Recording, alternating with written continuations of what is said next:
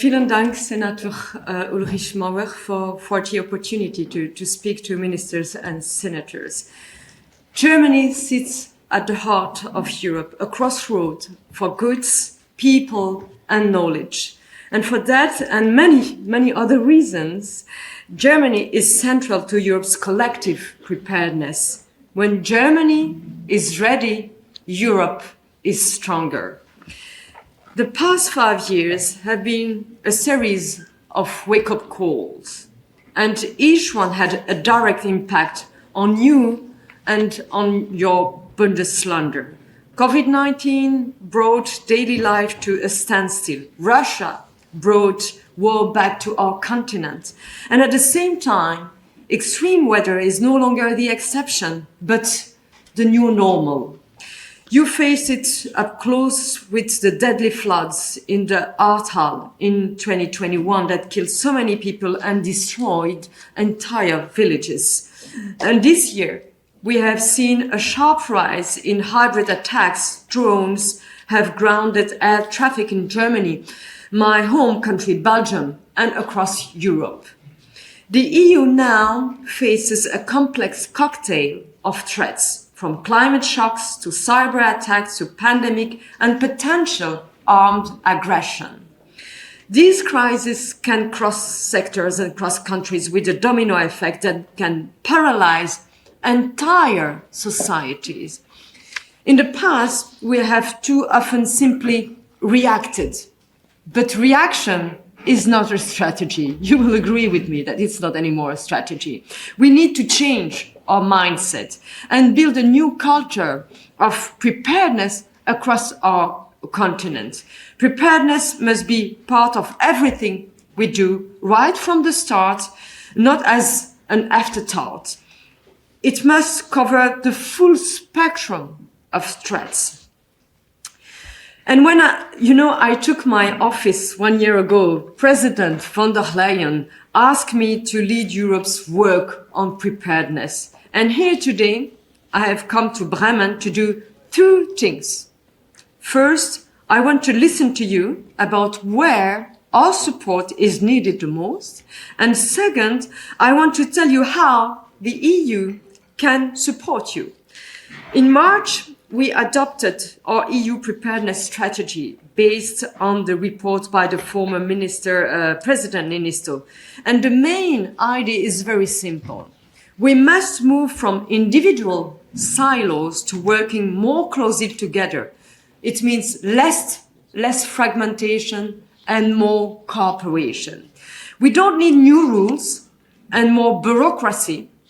We need stronger coordination and joined up action, bringing together all key sectors, all key actors at EU level and in every country. And this must start before a crisis hits. Foresight and anticipation are our early warning lights. Without them, we are driving blind. And this saves life, and it also saves money. This strategy gives us a clear plan. And in the coming years, we will put it into action together to strengthen our collective readiness. Maybe let me focus on key highlights. We are changing how we build our policies and initiatives. It's what we call preparedness by design. Now, every time we develop a policy or make an investment in any sector, we ask two very simple questions. First, does it make Europe stronger and safer? And second, will it hold up under pressure? We are embedding preparedness into everything we do, our funding, our programs, our legislation, and we encourage national authorities to take full advantage of the opportunities that already exist across many policy areas. The EU now encourages more investment in civil and health preparedness, security, defense, and dual-use capabilities, and we support our member states with a strong multi-annual budget focused on preparedness.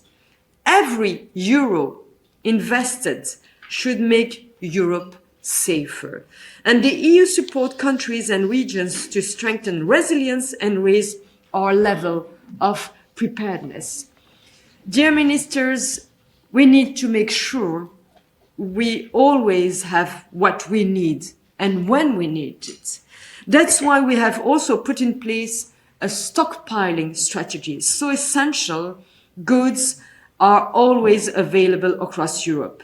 And a medical countermeasure strategy to deepen our cooperation on health preparedness. During the COVID-19 pandemic, we learned very hard lessons. We didn't have enough masks. We didn't have a vaccine, but now we do. And in case of CBRN attack, we need medicines in place and the distribution network to get them to the people. We are also stepping up our work with the private sector because companies run our supply chains, manage our security of supply, and operate much of our critical infrastructures, like the port of Bremen, of Hamburg. And a key part of our new preparedness strategy focuses on also individual citizen, because each of us must be ready for anything, and everyone has a role to play in our collective safety. This is one of the clearest lessons from the war in Ukraine. Citizens are really the backbone of our preparedness. Their knowledge, their skills, their willingness to act, this is the super glue that holds a country together in case of emergencies. If the power goes out, like it did in Spain last April, people need to cope on their own for the first hours, so authorities can focus on the most vulnerable. And the EU is developing guidelines so households can be self-sufficient for at least 72 hours. And we want preparedness built into school curricula so every child grows up knowing what to do. And something close to my heart is youth preparedness programs. We need to train a new generation of young heroes. I call it young heroes, but you call it whatever you want. Young people who know how to act when the next crisis comes. We already have a strong example here in Germany. Your civil protection lighthouses in the Länder combine local leadership, community involvement, and practical support in an emergency. Now, civil-military cooperation. We also need to face a hard truth. The threat of armed aggression against the EU is unfortunately real. That's why we are strengthening our civil-military cooperation, so we are ready for the worst-case scenario. When civilians and the military know their role in an emergency, Europe is safer. The civilian sector must be able to support the military when it is needed.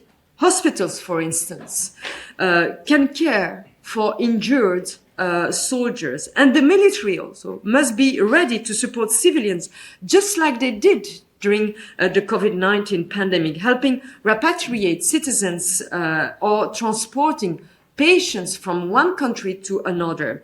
We are developing also civil-military preparedness plans so both sides can work like a fine-tuned machine. And since 80% of what our armed forces rely on is civilian infrastructure like roads, bridges, railway, and ports, we need to make sure that these roads can be used by the military. This means boosting also dual-use investments. A concrete example is the Commission's recent proposal for the military mobility regulation. It will make it easier and faster to move military assets across Europe. Last July, the Commission proposed to upgrade the Union Civil Protection Mechanism, or protective shield, in times of emergency. This regulation brings civil protection, cross-sector crisis, anticipation and coordination, and health preparedness into one single instrument.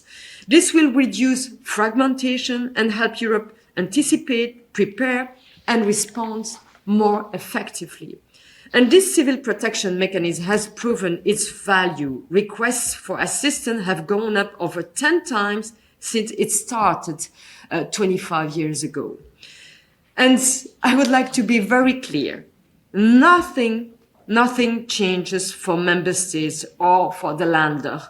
You remain primarily responsible for crisis management.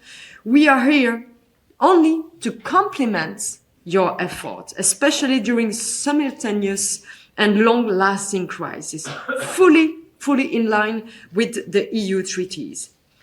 With this new proposal, we want to anticipate risk earlier with stronger early warning system and strategic foresight, deploy EU assets and teams faster, support more proactive prepositioning, more expert exchanges and more training, and create an EU crisis coordination hub to better anticipate threats, share information and coordinate across different sectors. I count on your support, not only for a strong German position in the Council, but also to help convince the most reluctant member states. Dear ministers, let me turn to how the EU can support you right now. Germany continues to provide exceptionally generous assistance to Ukraine through the UCPM. With Russian attacks targeting Ukraine's energy infrastructure, our focus this winter is to support Ukraine's energy sector and to ensure Ukrainian patients can keep receiving treatment here in Germany. Your hospitals have treated around 1,600 Ukrainian patients evacuated through our EU civil protection mechanism.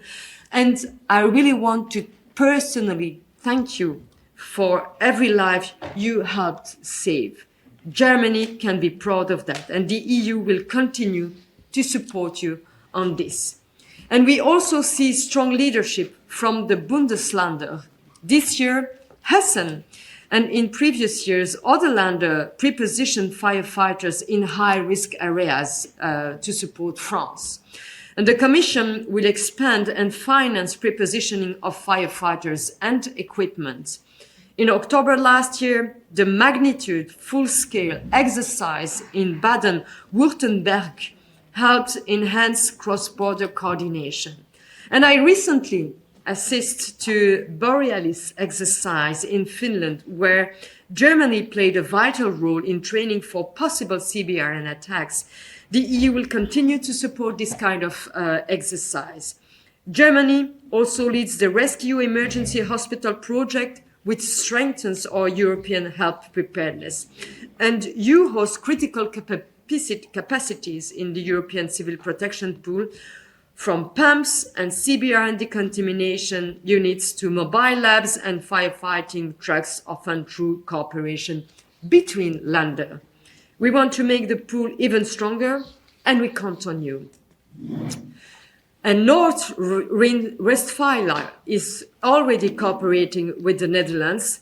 Why not also use pool capacities to deepen cooperation, for instance, with Poland, Austria, or other neighbors?